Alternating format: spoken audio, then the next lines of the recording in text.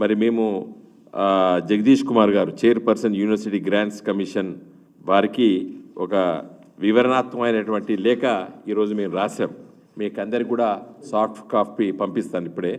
ఇవన్నిట్లలో మరి చాలా విషయాలు కూడా మేము తెలియజేశాం.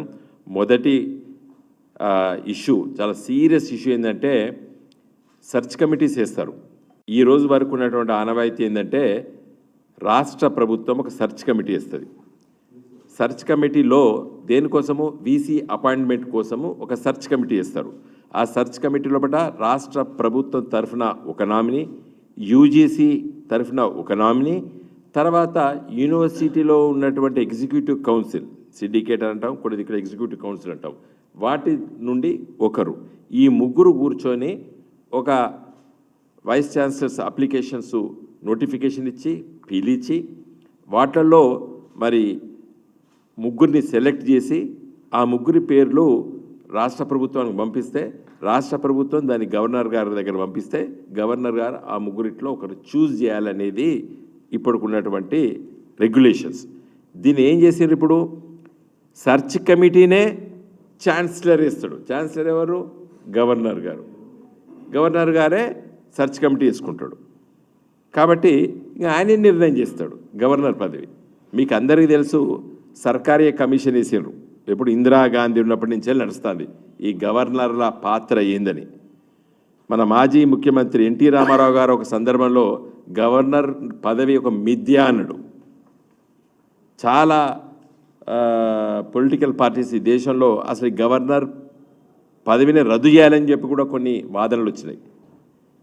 రద్దు చేయాలని చెప్పి మేమేం అనడం లేదు, కానీ అనవసరంగా ఇంటర్ఫియరెన్స్ అయిపోయింది.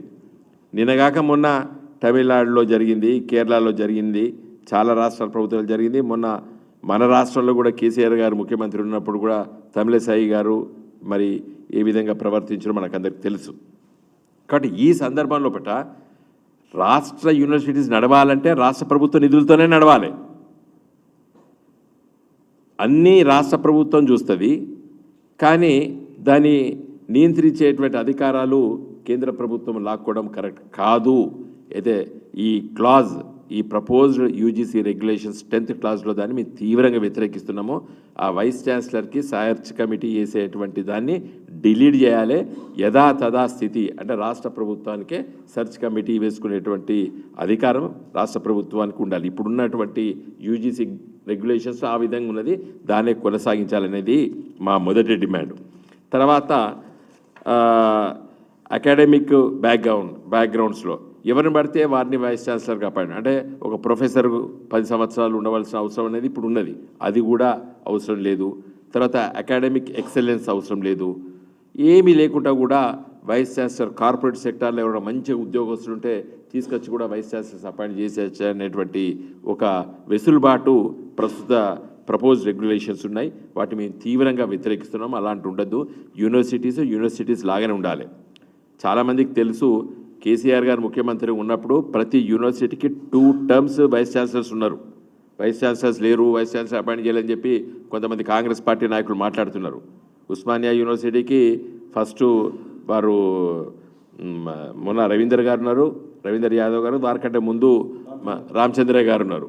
కాకతీయ యూనివర్సిటీ గారి సాంబే గారు ఉన్నారు, తర్వాత రమేష్ గారు ఉన్నారు. ప్రతి యూనివర్సిటీస్ కూడా దాదాపు ఈ 10 సంవత్సరాల బట్ట 2 టర్మ్స్ వైస్ ఛాన్సలర్స్ని అపాయింట్ చేసుకున్నది తెలంగాణ రాష్ట్ర ప్రభుత్వం కేసీఆర్ గారి నాయకత్వాన. కాబట్టి తర్వాత సోషల్ కాంపోజిషన్స్ అవన్నీ ఓకే, ఫైన్. తర్వాత అన్ని వర్గాల నుంచి ఉండాలి. ఎస్సీ, ఎస్టీ, బీసీ వర్గాలు నుండి కూడా సమతుల్యంగా దాన్ని పాటించాలనేటువంటి ఆలోచన రాష్ట్ర ప్రభుత్వాలకు ఉంటుంది.